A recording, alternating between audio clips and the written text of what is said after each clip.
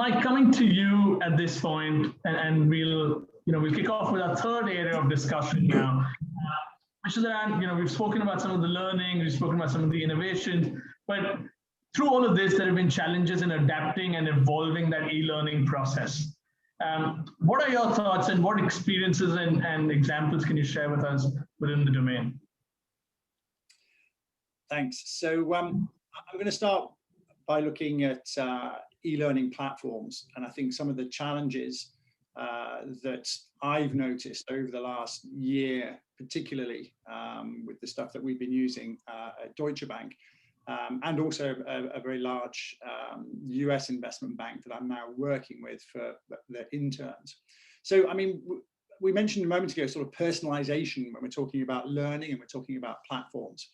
But I think actually, as well as personalization, the problem is we need a massive amount of flexibility from e-learning platforms. So, we mentioned personalization, but I think in many ways there can be too much of it. There's typically the learner who wants to go just from A to Z. They just want to say, start at the beginning at A and I want to finish at Z. There's another learner who wants to go from A straight to D and then maybe jump to T. And then there's others who want to start, towards the back and start at W and go to A and move around. So the difficulty, I think, is getting that flexibility that allows you still to have pathways and roadmaps for specific groups of people to say, okay, this is what you need for your particular role. But at the same time, still allowing people to have that personalization and still having that standalone bite-sized session where somebody can go in and say, right, I need to find out about X. I need this for my job in the next 20 minutes. And I want to be able to find this in 2 or 3 minutes. So it's got to have fantastic indexation so that I need to be able to go in and say, how do I value this? Or how do I price this? Or how can I calculate this? And I haven't got 3 hours to do a massive e-learning thing. I just want to be able to go and do that. That, I think, is a massive challenge for the financial industry and also for e-learning platform providers, because I don't think we've necessarily quite got that yet. Everyone is concentrated on getting the content, and we are talking a lot about, I know, personalization, but it's actually that flexibility that allows you to do all of those different things for different users on the same platform. I'm not convinced that we've solved that yet. So that's one of the key challenges. The other thing I think, I would like to see as a user a lot more is more up-to-date, relevant content. So what a lot of e-learning providers do, quite rightly so, is they get their core content and they try to make that core content broadly very generic so that it doesn't have to be, recreated every 18 months or so to update it because something's happened. So you get quite generic content that they think, well, this will last for the next 2 years. But actually, as well as that, what I would really like to see is more up-to-date content. So literally, something happened in the market yesterday, here's the explanation for it. And not just, oh, here's what happened in the market, you can do our e-learning that we created 2 years ago. It's, here's what happened in the market yesterday, and here's a little bit of learning that's going to take you 3 or 4 minutes to explain it. And you don't have to go through 60 pages of the Financial Times, to see what happened yesterday. It's like, this is a key thing. I'd love to be able to see more of that. And I know that's, probably asking for something a bit too much, but that would be fantastic to be able to see to, a lot of newcomers into the financial industry in particular. So that up-to-date, relevant content, just-in-time sessions. And that also, I think, brings me on to another key challenge, which is linked to that, and that's the speed to market. A lot of stuff obviously already exists, but we do in the financial world a lot of customized e-learning. So people in the business come to us and they say, look, we need this piece of e-learning on whatever it might be, the rollout of a new financial product so we can teach our staff, or on LIBOR changing, or whatever it might be. And we say to them, okay, we'll talk to the e-learning provider, and the e-learning provider comes back and says, yeah, this would take anywhere between 6 weeks and 3 months to produce. And the business throw their hands up in the air and go, good God, what do you mean it's 3 months to produce? I want it done in 3 weeks. That, I think, is a massive challenge for the industry in getting quality, tailored content that doesn't take a massive amount of time to produce. And that's more to do with the technology and the way the technology works, and so on and so forth. But to me, if I could find somebody as a buyer, if I could find somebody who could say, yeah, we can produce that 40-minute e-learning, and we can do it in 8 days, and it's quality stuff, that would be brilliant. You would sell a lot of e-learning platform based around that. And finally, on platforms, I think that this whole area of content versus creation versus curation is an important one. Broadly speaking, I find in the financial world, the content is generally pretty good. A lot of the financial stuff we see, especially the technical content, is very good. And it should be, because most of this is like known now. It's not like 25 years ago when people were going, what's a derivative? There's just masses of information available now to be able to create this type of e-learning content. But I think the curation of the wider content could probably be better, and is a challenge, and I think is something that people are asking for. So curation of videos, podcasts, newspaper articles, academic journals that are based around particular topics. And I know there's problems with copyright and so on and so forth, but I think that whole area probably could be done better in the financial world and by the e-learning providers. And there is of course a problem with that as well. That whole curation piece is that you can be overwhelmed. Okay, so I'll give you an example from one of my previous employers. I won't mention any names, but we could go onto a system, and I had conversations with managers who would go, look, I've been onto the e-learning system. I just want to do a basic management course, and I can see 35 different management courses on there. It's like some of them are an hour, and some of them are 3 weeks.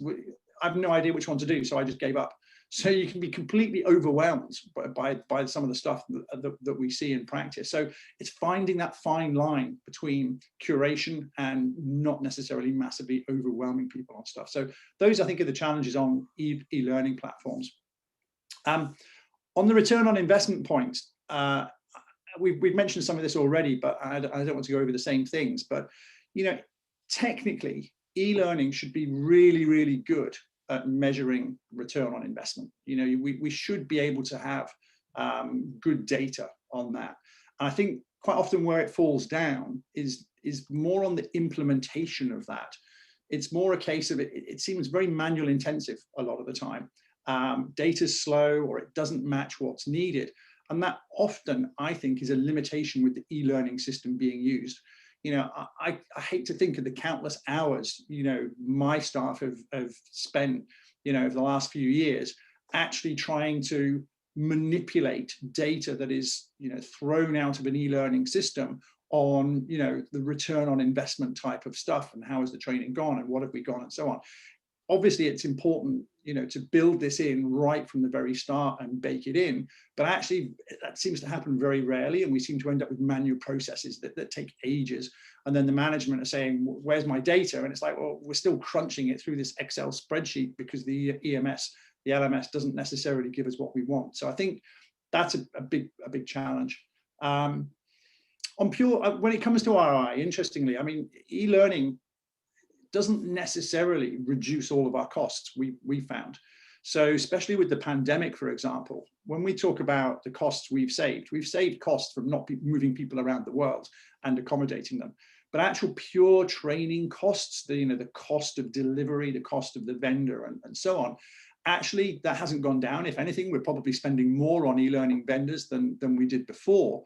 Because whereas before you might have a classroom of 40 people, 50 people, that's actually very difficult to do. And I'm not saying that's ideal, don't get me wrong, but that's very difficult to do with an online virtual training. So actually we're now dividing that up into groups of 10, 12, 15. So all of a sudden you need 3 trainers where before you would have 1.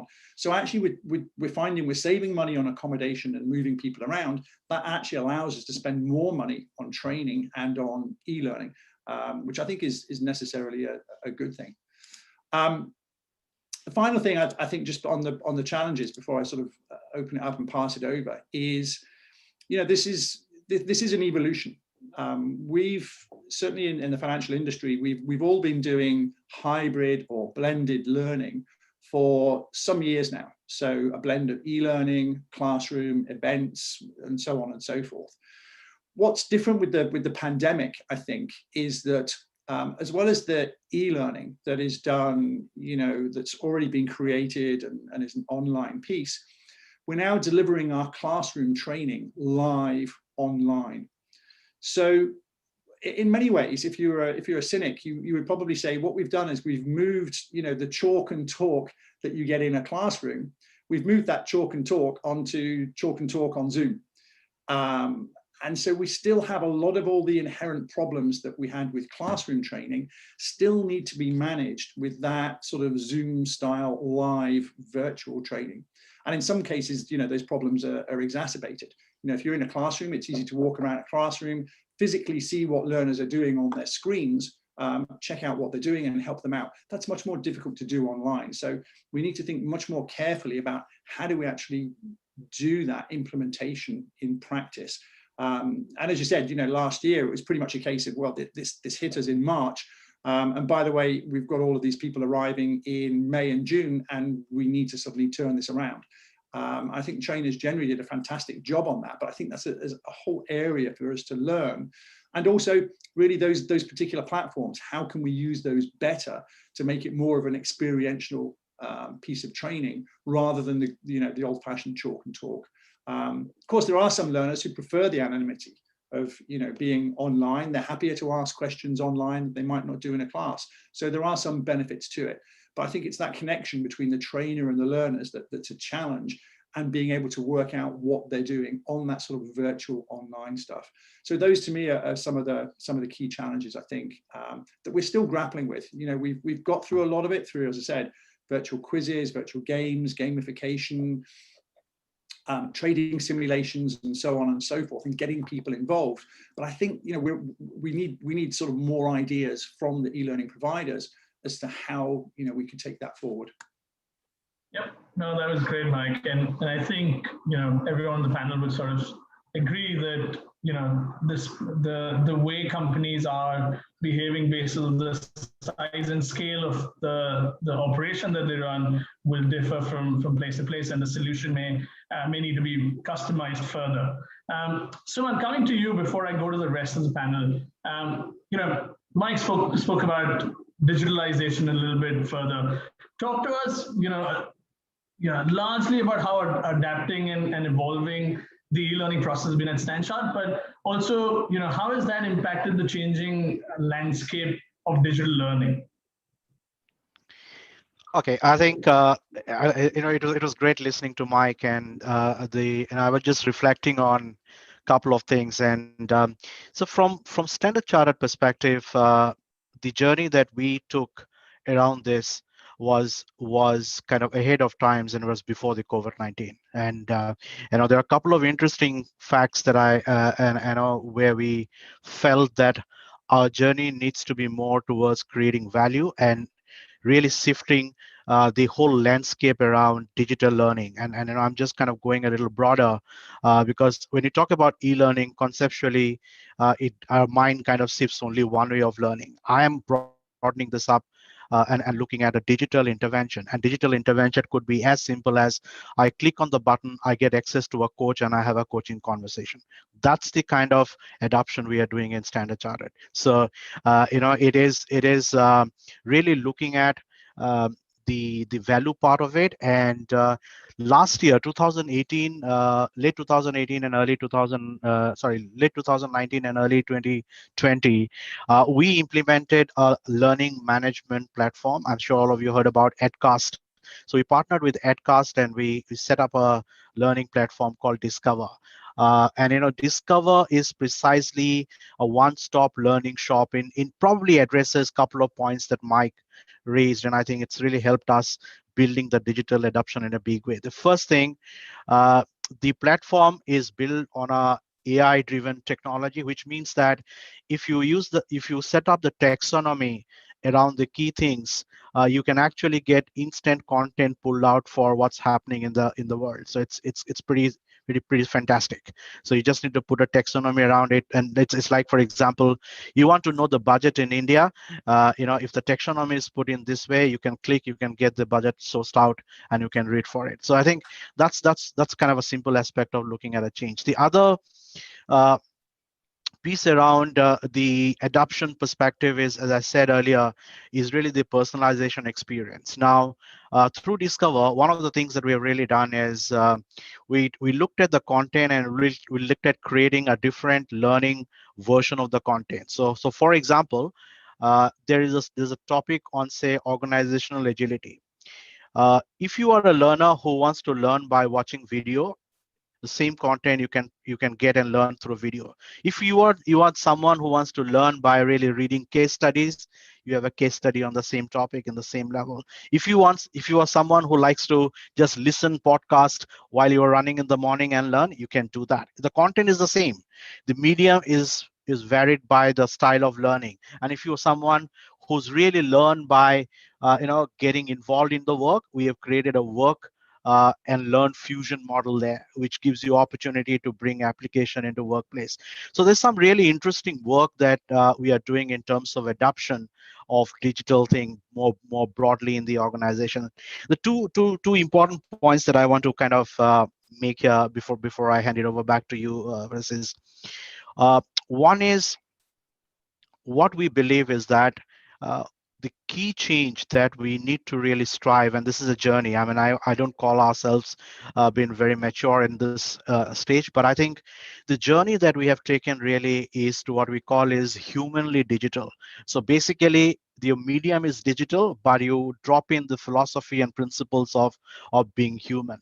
And an example of that is really what Mike was talking about. How do we create some quick bite-sized stuff through brain training model? So we are really looking to understand the human mind, how it reads. And I think there was a question I saw in question and answer column where somebody's asked that people very quickly get switched off and human retention is very less. How do you engage people on that? It's similarly on those lines. You create brain training approach. You create bite-sized, very small, 5 minutes, 2 minutes brain training engagement that engages people by really simulating it or putting it in a game structure. And we have in fact tried out simulation where one simulation can be played across 34 markets, and across hundreds of players competing with each other. So there's technology today. There's a high-end stuff possible. And these are few things that we are looking at. And just to kind of leave you with some of the adoption stuff that have done really well, apart from having very senior members sponsoring this, we have really looked at driving adoption through our people ambassador program, where we started giving people recognition and credit for investing in learning. And it's not about telling them that I want you to learn a compliance thing. That's not what it is. It's about you learn what you want to learn, and we reward you for that. And I think that's the kind of thing that we are trying to drive from a cultural perspective.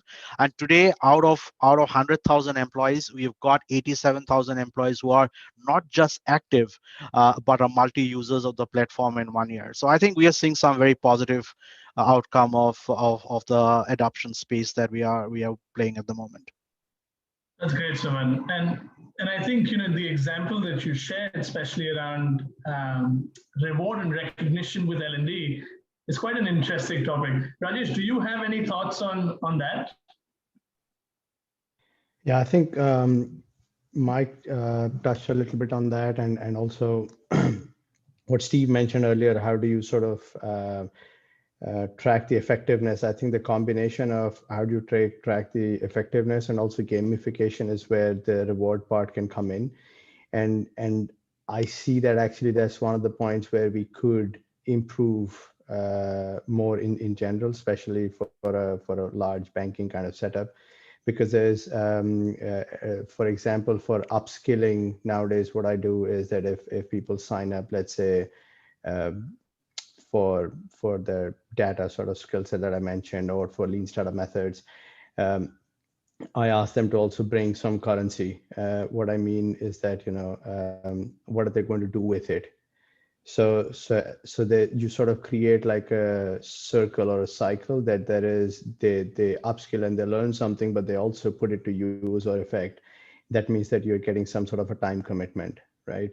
And that is also something that has to be agreed with their manager, etc., so that you don't have like sort of excuses to just spend, let's say, half an hour, but actually never use it, because a lot of these upskilling parts actually are only relevant if you use it.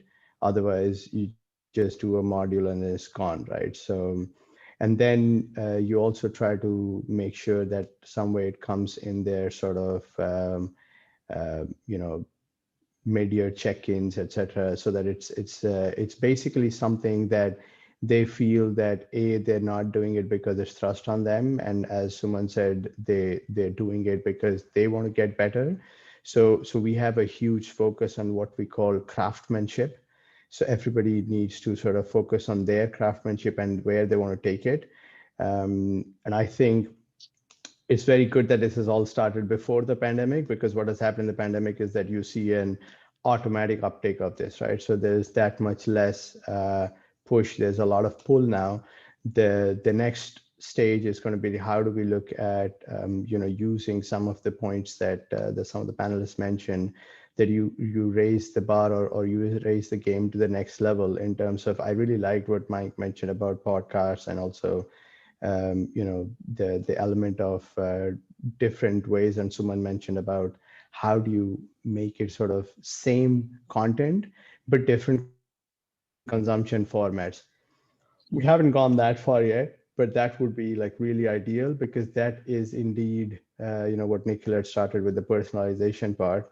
For example, I've hardly read books now. I use audibles, right? So how do you make it something like that, and then also like small enough? And what I like what Steve mentioned is that you give those nudges. That behavioral element is very critical, because everybody's overloaded with information. So how do you also keep a thread that you started this, and this is how far you have to finish it? So something like, you know, what Nike had done with their watch and their shoes and the running and creating a community, etc. You know, so that's the trend that I would think that would really enhance the overall experience. Rajesh, can I just jump into a couple of things, I think, just for Rajesh and Mike as well, because I think the answer might be too similar to both of you guys. Around, first of all, the content creation part, right? So something that, when I saw my previous company was an e-learning content company building lots of traditional e-learning courses, and I probably bored a lot of banks with a lot of courses. And if you're one of them, I just want to say sorry, just in case you're a part of the audience. But to solve the problem, we actually looked at the democratization part from a kid's perspective, and actually just something that we, just in the chat panel, something we created for children, which is a philanthropic part, and we just give it for free, is we had the same challenge on what I wanted to do was how do I democratize education for all children around the world and give them equal access to education. So we knew we couldn't, we knew that, Mike, if I used these additional talent, the traditional techniques used by e-learning, our previous ways of doing it, we probably couldn't do that. So we had to create a new process for creating engaging content. And then the first thing we came up with was a digital first approach to creating content, which is you go find your expert. In this case here, we've created 1,000 videos on all the maths and sciences for secondary school. So 1,000 videos. But the technique is, instead of doing the scripting process of traditional e-learning, we threw that all away. We basically just want to find the best teacher, break down the curriculum into chemistry's 230 concepts, and then literally recorded the most concise explanation, digitally capturing each explanation like fractions or atoms and so forth. Once we've got that raw digital capture, we then give it to the designer who spends maybe an hour post-producing it, and then anything literally, for some of our corporate clients, spend an hour to get the content out, literally capture it, post-produce it, and push it out. Some take like GSK and so forth, might take 3 or 4 days to do one video, but then have a team of 5, 6 working inside that. So most of the content using the techniques of FuseSchool, and if you look at the FuseSchool comments, right, what you get from the kids are saying, and now understand in 5 minutes what my teacher's been trying to explain to me in the last 2 years. So you've got quality of content, and you've got a 90% reduction in time to create, and a 10 times to create an efficacy. But the second benefit to Rajesh's challenge is, because you're building your content in Lego sizes, you're able to use that content in 3 ways. You're able to use it as a searchable tool, like we do on YouTube. So whether you're using EdCos or Fusion, with direct headset compatible. Just that last thing, I was just going to say the last thing. The 3 components of it, right? If you're building the bite-sized content, you're able to use that in a searchable format, you're able to use it in intelligent AI to bring the stuff through whatever platform you use, and then you can build the building blocks, your learning paths and your creative paths. So to get to that flexible approach, I think a big part to it is how you build those elements in the first place. Sorry. No, thank you. And Nikhil, coming to you very quickly for a comment here. We've spoken about reward and recognition. Motivation is a key factor that we're trying to drive. What are your thoughts around that? Look, I think, Suman talked a little bit about it and Mike talked a little bit about it. I think we, more than e-learning like content, etc., we have to create experiences, etc. And I think when we are able to do that, when we're able to sort of create an actual experience which is in line with the job that you require and the skill you require, I think you get success. You don't have to try that hard, etc. We had a client who wanted an analytics appreciation week. Rather than actually, just sending out sort of content or bite-sized content, what he was able to do was create sort of simulation on Save the Airline type of thing for a whole week for the whole firm. Now that was very powerful, right? You got the whole people social learning, you got people on analytics as a background. So I guess the point I'm trying to make is motivation will come. I think people will get engaged. It's more around, learning experiences more than e-learning content. Sorry, Paras, I know you're out of time, so I'll head it back to you. Thank you for that. Lisa, any last thoughts from you around these challenges that we've spoken and solutions as well?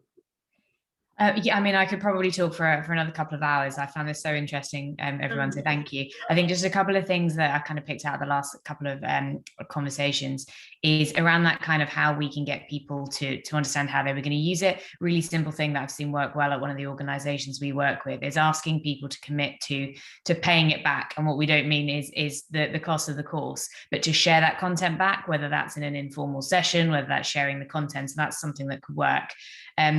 The only other thing I wanted to add in here is just to be really mindful, because we've had a lot of conversations with people who said, we've given all these opportunities to people to learn what they want to learn, but they're not doing it. We have to help people understand what it is they want to learn. We have to understand, we have to help people understand what's going to be beneficial. If they spend their time in a particular area, do they care about it? Will their company care about it? So there's a lot more to this, I think, that needs to be unpicked as well. Brilliant. Yeah, thank you for that. And just for the people listening in, thank you firstly for joining in. We're going to do one quick poll before we close. Tell us, did your company increase e-learning opportunities through COVID-19? And I know it's a quick yes and a no. We'll keep it on for like 10 seconds. If you can tell us, where you've been in your journey through this.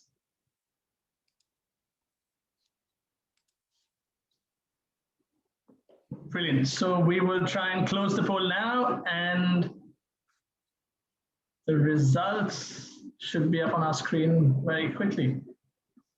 So as expected, 71% of people attending their companies increased the learning opportunities through COVID-19. Glad to see that, and I think the space is only building up further. So with that, thank you everybody for listening in.